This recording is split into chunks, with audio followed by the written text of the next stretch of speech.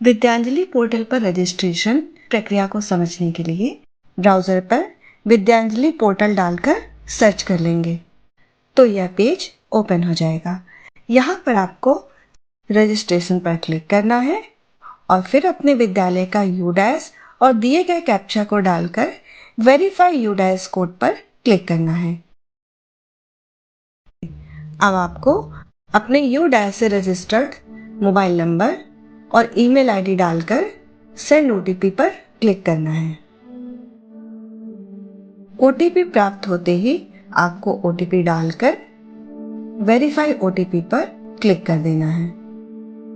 फिर आपको नीचे दिए गए बॉक्स को टिक करके मेक स्कूल ऑन बोर्ड पर क्लिक करना है और इस तरह आपकी रजिस्ट्रेशन की प्रक्रिया पूर्ण हो जाएगी। अब आपको click here to log in into portal पर क्लिक करना है, जिससे आप फिर से होम पेज पर पहुंच जाएंगे। लॉगिन पर क्लिक करेंगे। यहाँ पर आपको स्कूल का ऑप्शन सिलेक्ट करना है। फिर से आपको अपने विद्यालय का यूडैश डालना है और अब आप यहाँ पर लॉगिन विद ओटीपी करेंगे। फिर नीचे दिए गए कैप्चा को डालेंगे और सबमिट कर देंगे।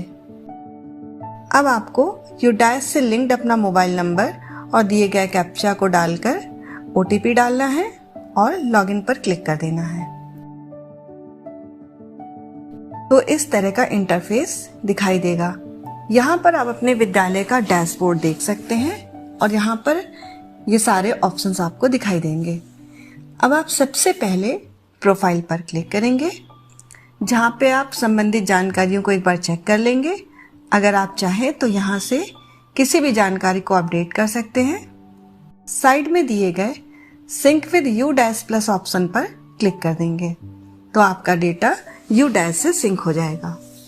विद्यालय के डैशबोर्ड पर क्लिक करेंगे तो आप देखेंगे एक्टिविटीज और एसेट मटेरियल्स में आपको 0 दिखाई दे रहा है। तो अब हम अपने विद्यालय की एक्टिविटीज को एनरोल करने के लिए एक्टिविटीज पर क्लिक करेंगे। यहाँ साइड में दिखने वाले प्लस ऑप्शन पर क्लिक करते ही इस तरह से एक नया पेज ओपन होगा।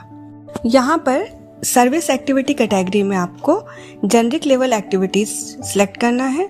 सर्विस एक्टिविटी नेम में एक पूरी लिस्ट खुल कर आएगी, जिसमें से आप कोई भी एक्टिविटी अपने विद्यालय के अनुसार सिलेक्ट कर सकते हैं। उस एक्टिविटी को स्टार्ट करने की डेट और एंड करने की डेट सिलेक्ट करेंगे। ड्यूरेशन क्लास आप सिलेक्ट कर लेंगे। रिक्वायर्ड स्पेशलाइजेशन में आप कोई भी हायर डिग्री सिलेक्ट कर सकते हैं। जेंडर और फिर लास्ट में डिटेल्स ऑफ सर्विस एक्टिविटी में आप कम से कम 20 शब्दों में इस एक्टिविटी के बारे में लिखेंगे। नीचे दिए गए बॉक्स पर टिक कर देंगे और उसके बाद सेव एंड पब्लिश पर क्लिक कर देंगे। तो इस तरह से आपकी एक्टिविटी एनरोल हो जाएगी, जिसे आप यहाँ से देख सकते हैं।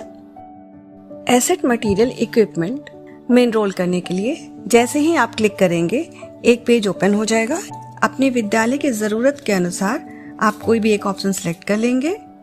फिर एसेट्स मटेरियल नेम में उस रिक्वायरमेंट का नाम, फिर मेंटेनेंस रिक्वायर्ड, इसमें आप ड्यूरेशन डालेंगे और क्वांटिटी इन नंबर, फिर last date of receiving application और expected date before material need, यानी आप इसमें संबंधित डेट्स डाल देंगे।